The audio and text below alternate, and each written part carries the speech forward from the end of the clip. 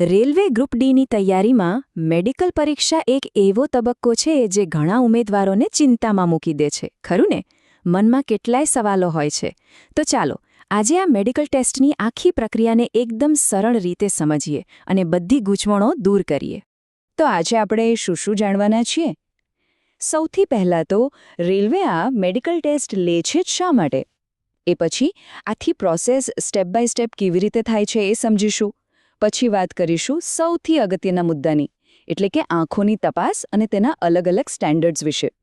અને છેલ્લે કેટલીક કામની ટિપ્સ જે પરીક્ષાના દિવસે ખૂબ જ મદદરૂપ થશે. ચાલો તો પછી શરૂઆત કરીએ સૌથી મૂળભૂત સવાલથી. આખરે આ મેડિકલની જરૂર શું છે?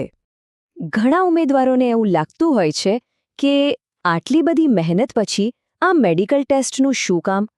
શું આ માત્ર એક ફોર્મેલિટી છે કે પછી એની પાછળ કોઈ મોટું કારણ છે? ના, આ જરા પણ ફોર્માલિટી નથી.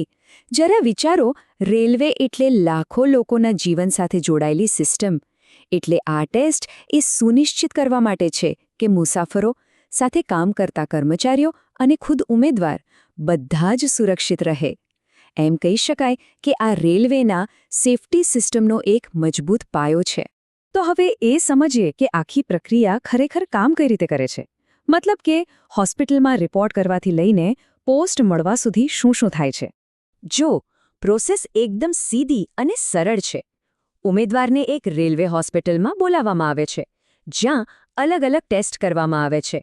બધા રિપોર્ટ્સ જોયા પછી ત્યાંના ચીફ મેડિકલ સુપરિન્ટેન્ડન્ટ એટલે કે CMS એક ફાઇનલ સર્ટિફિકેટ તૈયાર કરે છે. અને હા, એ વાત ખાસ યાદ રાખવા જેવી છે કે આ જ સર્ટિફિકેટના આધારે નક્કી થાય છે કે કઈ પોસ્ટ મળશે. સારું, તો ટેસ્ટમાં શું હોય છે? એને આપણે બે ભાગમાં વહેંચી શકીએ. એક છે શરીરની આંતરિક તપાસ, જેમાં બ્લડ ટેસ્ટ, યુરિન ટેસ્ટ, હૃદય માટે ECG અને ફેફસા માટે એક્સરે જેવી બાબતોનો સમાવેશ થાય છે.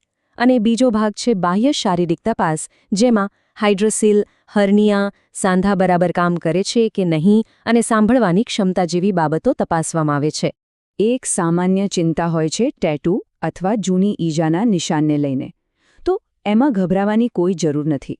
રેલવેનો નિયમ સ્પષ્ટ છે.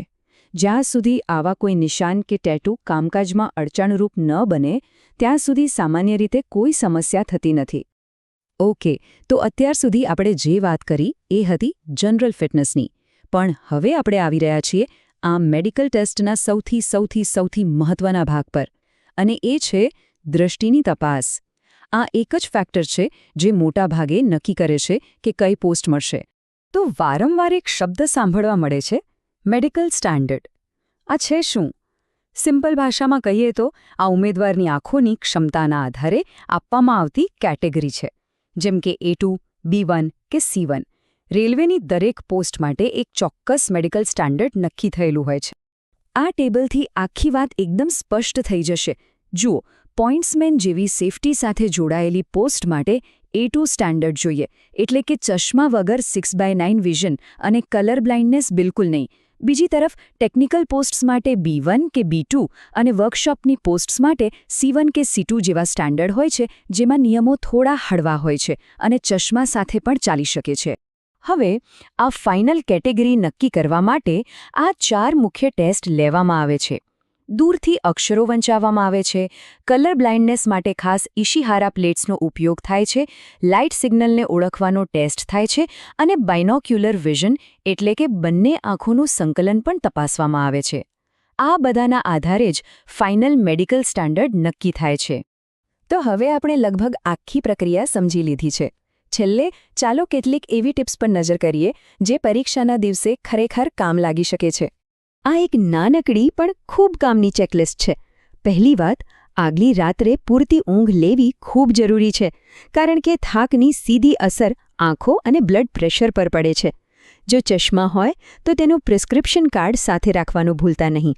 બ્લડ ટેસ્ટ માટે ભૂખ્યા પેટે જવાનું છે, જેથી રિપોર્ટ એકદમ સચોટ આવે. સમયસર પહોંચી જવું અને સૌથી અગત્યનું, શાંત રહેવું. યાદ રાખજો, આ કોઈ પરીક્ષા નથી, માત્ર એક તપાસ છે. તો આશા છે કે રેલવેના મેડિકલ ટેસ્ટને લઈને મોટા ભાગની શંકાઓ હવે દૂર થઈ ગઈ હશે. હવે જતાં એક સવાલ વિચારવા જેવો છે. આ બધી જ માહિતી મળ્યા પછી કોઈ પણ ઉમેદવાર પોતાની મેડિકલ ટેસ્ટની તૈયારી માટે આજે પહેલું કયું પગલું ભરશે? તૈયારી માટે ખૂબ ખૂબ શુભેચ્છાઓ.